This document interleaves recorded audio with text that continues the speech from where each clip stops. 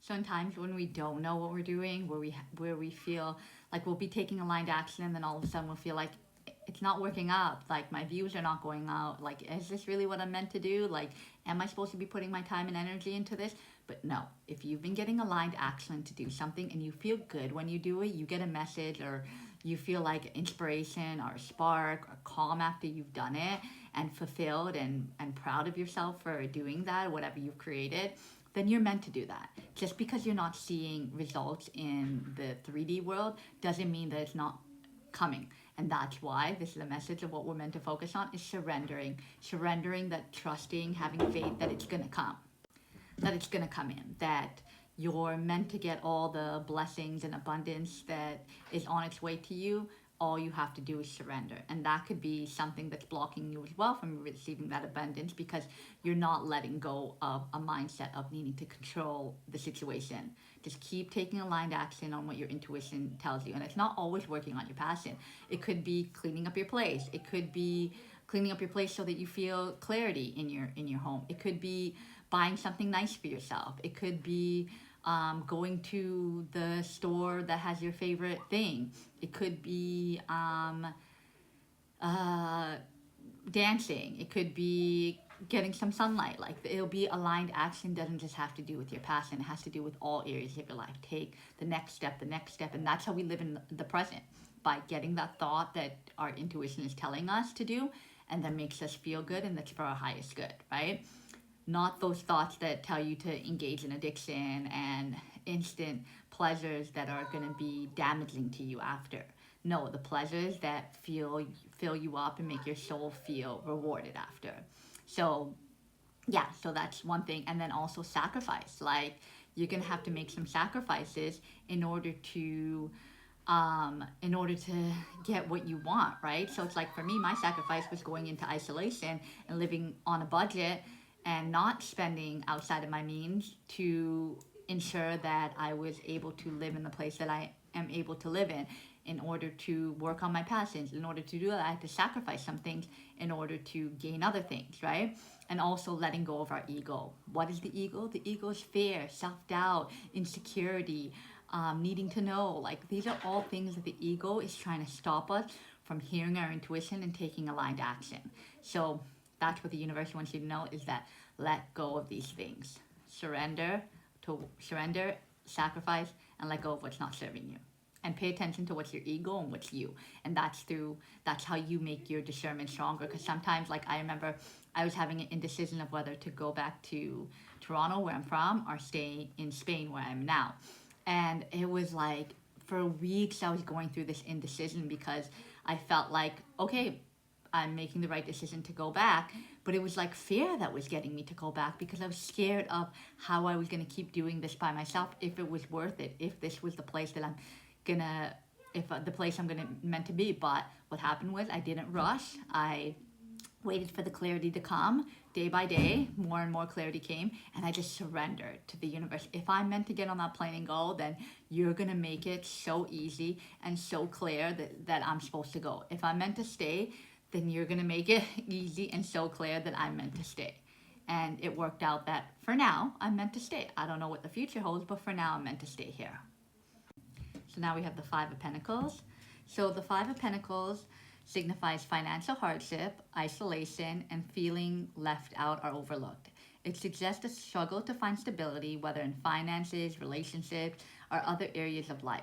However, it also hints at resilience, growth, and the potential to overcome adversity by embracing a new perspective. So again, this ties into what the whole message has been about. So what I was just talking about is that about embracing a new perspective. So if the thing that no longer serves you is a mindset that you're holding on to, fear, doubt, the ego, what I was talking about in the last one, then you need to shift your mindset. And I think that a lot of us that went on to the spiritual awakening, if this relates to you as well, I've done it as well, is that we go in isolation. We go in isolation to heal ourselves from the betrayal that we experienced in the first card. And then as we're in this isolation, we go through all these ups and downs emotions, battling with the ego of what's the truth, what's your intuition, all of these things. And then we feel left out and overlooked, especially when we're putting all our energy into our passion and we don't see the fruits of our labor, we don't see anything coming to fruition. Then we start to feel even more like, oh, was it worth it to put all my time and energy into it?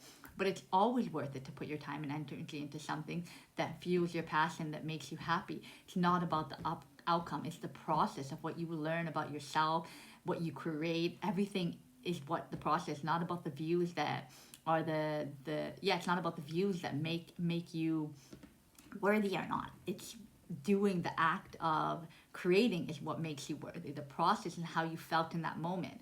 So it's like you might have gone through financial struggles, isolation, feeling left out, but it's about shifting your perspective to, and you might still be struggling to find stability in finances, as if you've been putting all your energy into social media or whatever creative pursuit, and you've been hoping finances would come out of it, a career opportunity or whatever, and you haven't seen that yet. Then and you're struggling to find stability, a community, whatever the case may be, stability in finances, stability in the place, feeling at home in the place that you are, because you're still in isolation basically. You have to switch your perspective, because through that isolation, through creating all those things, what did you learn? What came out of that? And what usually came out of it, and what came out of it for me, and it probably came out of it for you, is resilience, growth, and the potential to overcome adversity. So in situations where you would get overwhelmed and where things would feel like your world was falling apart, because you've faced that so much and because you've gone in isolation, now when people try to trigger you, you're better equipped to handle it. You've gained a more resilience, you've gained a self-worth, you've gained all these things that make you better able to handle adversity. And you've grown. You can see it by the way you look, by the way you feel. Like, people see it on you, whether you see it on yourself or not. You look like a completely different person because of the growth and the resilience that you built. You have the confidence to be able to do the things that you didn't have the confidence to do before. You've had the confidence to leave situations that weren't serving you. Now it's about letting go of those final things and really adopting that new perspective, so all the abundance, everything can come in, because that's what's blocking you. Teeter-tottering on the past and the present, or being too focused in the future and wanting that so badly, not being in the present and focused on the past, that like, was that old me better? Should I go back to what I know instead of staying in what I don't know and what's the unknown, and surrendering? So it's like all of this ties together, that one after the other, about letting go of what no longer serves you, letting go of the ego.